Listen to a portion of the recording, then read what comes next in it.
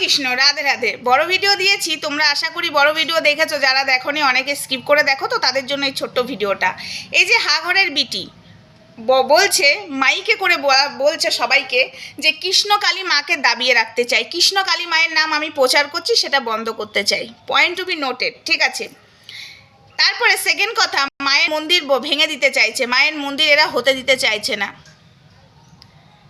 তো এই কথাটাই আমি বলতে চাই, যদি কৃষ্ণকালী মায়ের নামই প্রচার বন্ধ করতে চাই, তাহলে কেন কৃষ্ণকালী মায়ের সাথে অন্যায় হচ্ছে সেটার প্রতিবাদ করছি।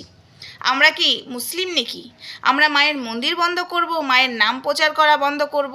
সেটা তো আমরা করব না। আমরা এর বিরুদ্ধে কেন যাচ্ছি?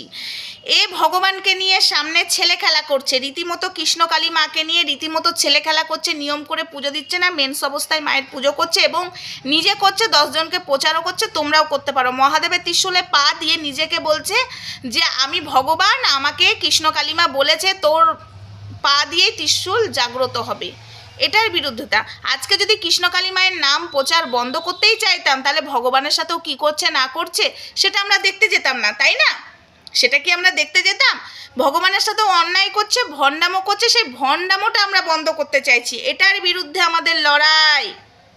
কৃষ্ণকালী মায়ের কেন প্রাণ প্রতিষ্ঠা হচ্ছে না ব্রাহ্মণ দিয়ে? কেন কৃষ্ণকালী মায়ের মন্দিরে ভক্তরা ঢুকতে পারবে না?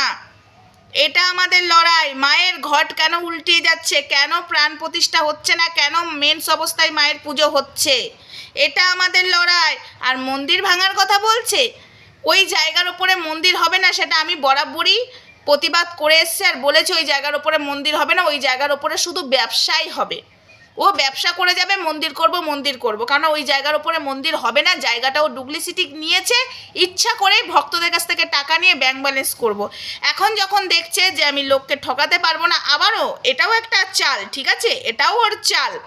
তো সেই জন্যই আমি প্রতিবাদ করে গেছি, সঠিক জায়গা কেন, সঠিক জায়গার ওপরে মায়ের মন্দির কর।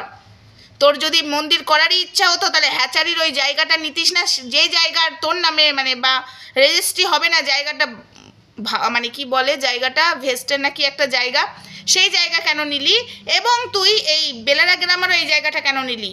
কেন এটাও ভাওতা, সেটা নিয়েই আমি বলেছিলাম। তো যাই হোক, নেক্সট ভিডিওতে ছোট ছোট করেই তোমাদের সামনে আমি এই বিষয়ে ভিডিও করব।